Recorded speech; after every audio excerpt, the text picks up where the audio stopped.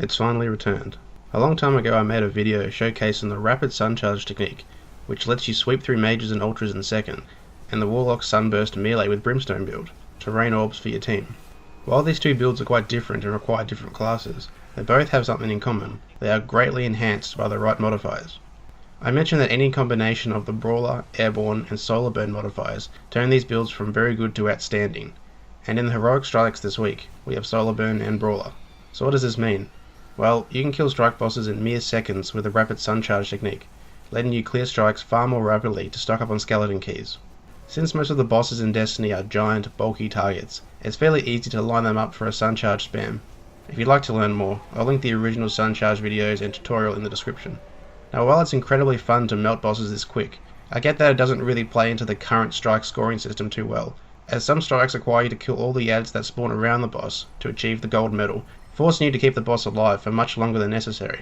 I would say that if you have bounties requiring gold medals, go ahead and do them first, but after that, there really isn't any point to go for the gold medal anymore, so you're better off just speed running the strike and shredding through the boss to farm the skeleton keys. I should mention that some of the revamped strikes have put in an immunity period to counteract this sort of tactic, most namely the revamped Omnigul Strike, the Nexus and Taniks, although I think Taniks could probably be done if you focus enough damage on him in time. While you won't be able to kill the boss outright, you'll still deal the entire damage gap, probably around 25% of their health, in no more than 2 Suncharge kicks. But those strikes aside, most of the other strikes would have no issue using this technique, such as Valus to Auric, the Dust Palace, the Undying Mind, the Summoning Pits, the Echo Chamber, the Saber Shank, the Archon Priest, the Wretched Eye, the Shield Brothers, the Dark Blade, and the Blighted Chalice. So there's obviously quite a few strikes to use the Suncharge build with. I'll just throw up my subclass build quickly, and remind if anyone's forgotten, that the rapid Suncharge technique just requires spamming of the jump and charge buttons. If you do it fast enough, you should remain airborne and cancel the animation to force you into another charge. Again, the links to the full guide are in the description.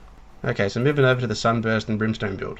To quickly go over the build, use Praxic Fire with tier 5 strength, and in the skill tree, use Sunburst and Brimstone, but stay away from self-res. That's all you'll need. Now every enemy you kill with a Scorch melee will create an Orb of Light, which really isn't hard to do as Brimstone allows for a faster melee cooldown and causes an explosion on a kill. Anything else killed by the explosion will also create an orb, and given that Solar Burn is a modifier this week, it's going to be Orb City. It typically works best against tier 1 enemies, but the modifiers this week make this work far better against stronger targets. I should also point out that while you don't need to be in Radiance to make orbs like this, using a Radiance will further speed up your melee cooldown, further increase the power of your Scorch melee, and essentially double the orbs you'll create. I'll link the original tutorial video in the description if you'd like to know more. So all in all, it's a great week to play Heroic Strikes as a Titan or a Warlock. I'll probably make a quick edit of my highlights playing as both a Titan and a Warlock later on in the week, but definitely give it a go yourself, it's insanely fun. That's all I wanted to say, just a quick Destiny PSA. Thanks for watching, guys.